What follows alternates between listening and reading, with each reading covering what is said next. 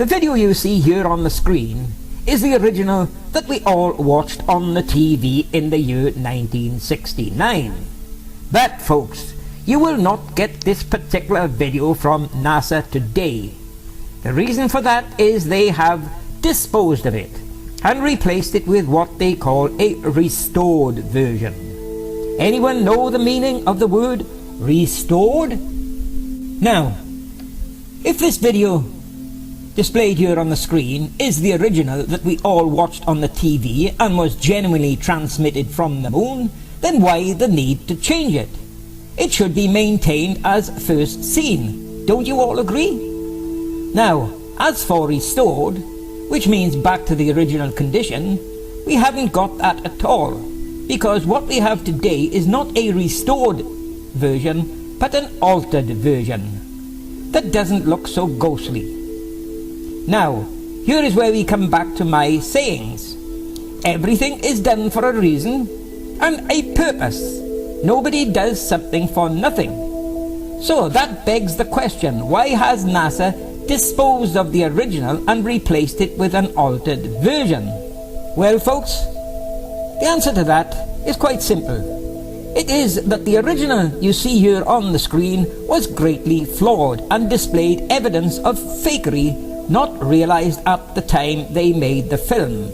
Hence it had to go and be replaced with a flawless version. So let's take a look at it, shall we? Okay, I'm going to leave that 1 foot up there and both hands down about the 4th rung up. There you go. Okay, now I think I'll do the same.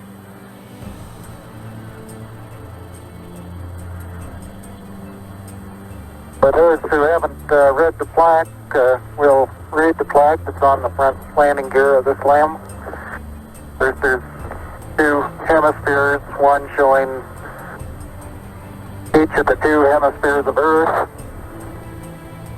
Underneath it says, "Here men from the planet Earth first set foot upon the moon, July 1969 AD."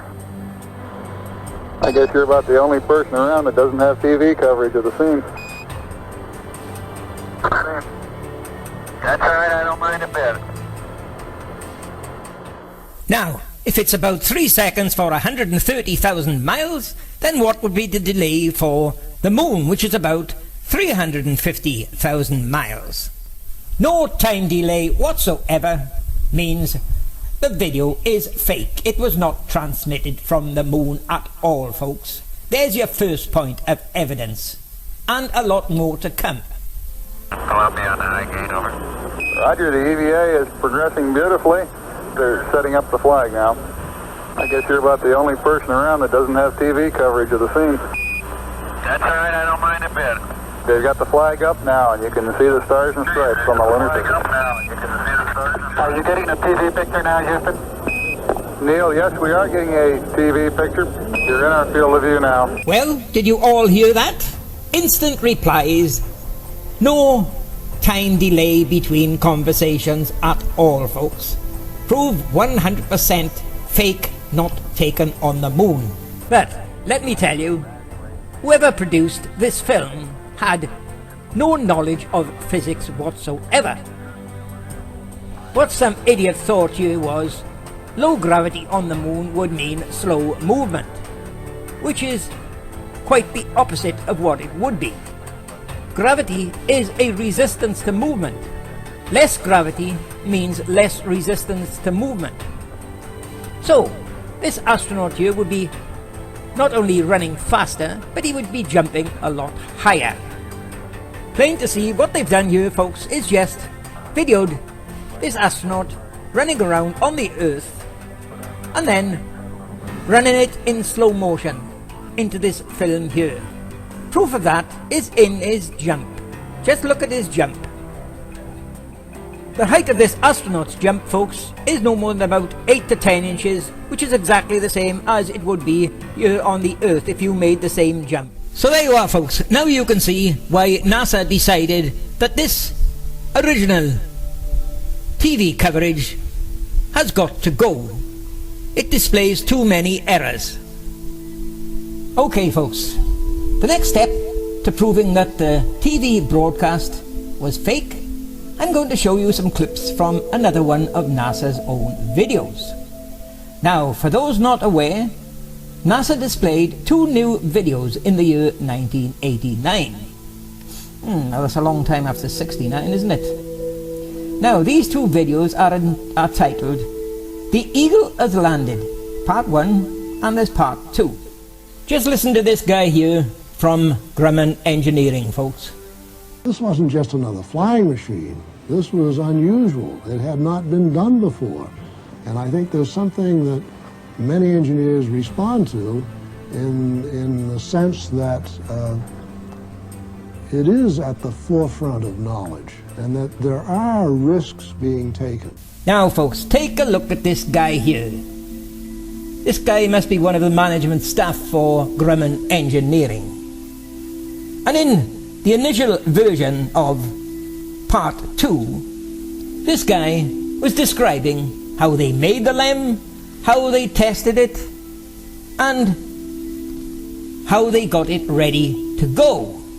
But one thing he mentioned was, when we finished the LEM, all was ready to go, but we suddenly realized that it would not work. It was too heavy.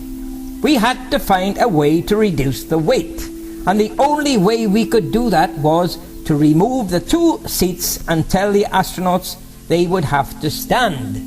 This dope here is trying to tell us that the LEM couldn't carry 2 seats, and yet when Apollo 15 came, they stuck a rover inside it. Now, let me remind you of that first saying of mine. Everything is done for a reason and a purpose. Nobody does something for nothing. Okay, got that in your head?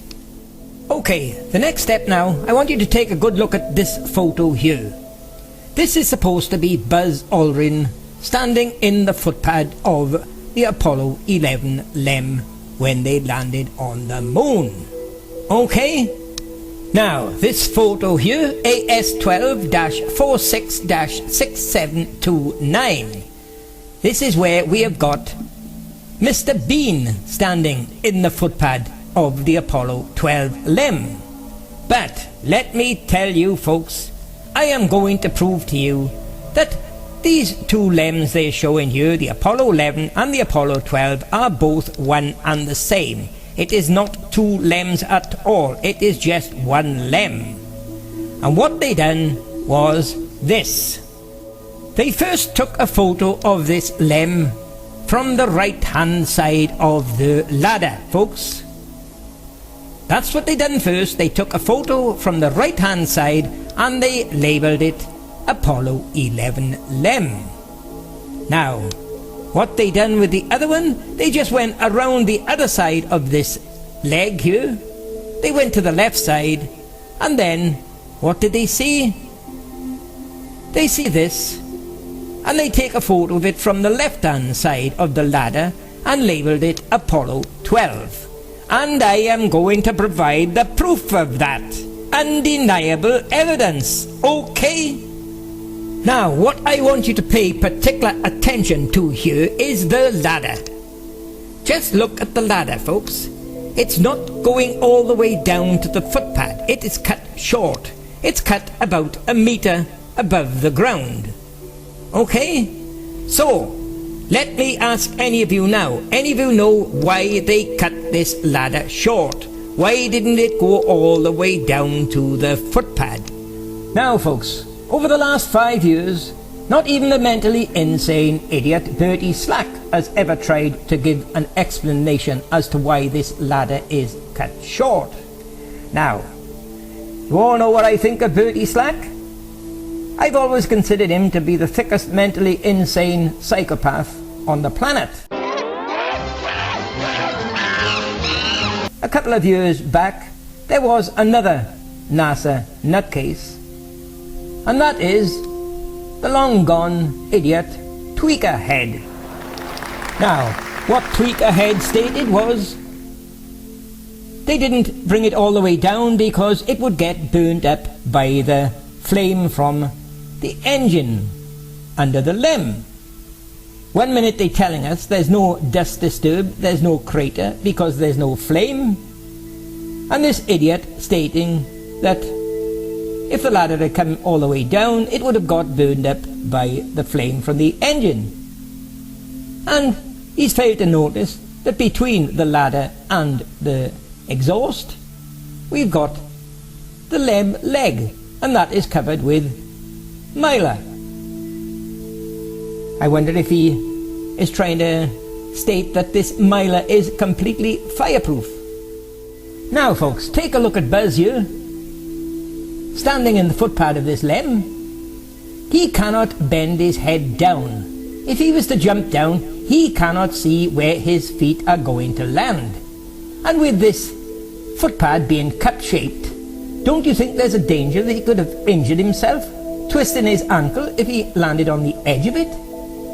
Now, why create a situation where you're going to put the astronaut in danger of injuring himself? And besides that, he could have also landed on top of this wee little pink flamingo. Now what if he landed on the head of this little flamingo, folks? He'd have squashed him to death, wouldn't he? He could have then been taken to court cruelty to animals.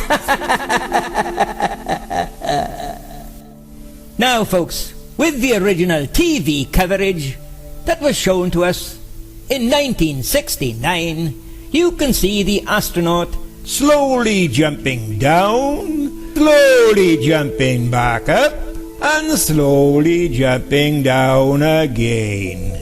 Now, on that TV footage, folks, you would not see this harness that this astronaut is using here. So what is he using on the TV coverage? Well, I'll soon show you what he is using on the TV coverage. But in the meantime, let me show you another clip from this video confirming what I said about the LEM being too heavy and they had to remove the seats. Watch for this next clip coming up. Weight was critical. As the design developed from concept to hardware, the shape and structure changed in several significant ways. When you compare these two models, the proposal model and the final version of the LEM, many of the differences that you see are the result of our desire to save weight on the lunar module. This proposal model had aircraft-style seats. We realized that we really didn't need seats in 0G or even 16G. So there you are, you've heard it yourself, folks. Remember what I told you earlier on? That the original version of this Eagle Has Landed, Volume 2, where this guy, Tom Kelly, stated that the LEM wouldn't work unless they reduced the weight. And the only way we could reduce the weight, he said, was take the seats out. Now that is what made NASA take down that original version and re-uploaded it with his comments regarding the seats being removed, edited out. And here you can see, folks, in the original version 1, you can see he's mentioned the seats. There you are, folks. There's more evidence that gives a kick in the teeth for all the NASA numbskull idiots like Bertie Slack and Astrobrandt and Brian Pop Robson. So let's ask NASA now, how long, NASA, before you take down this Eagle Has Landed Volume 1 and edit out this mentioning of the seats making the LEM too heavy? How long are you going to do that? No, before you do that, NASA?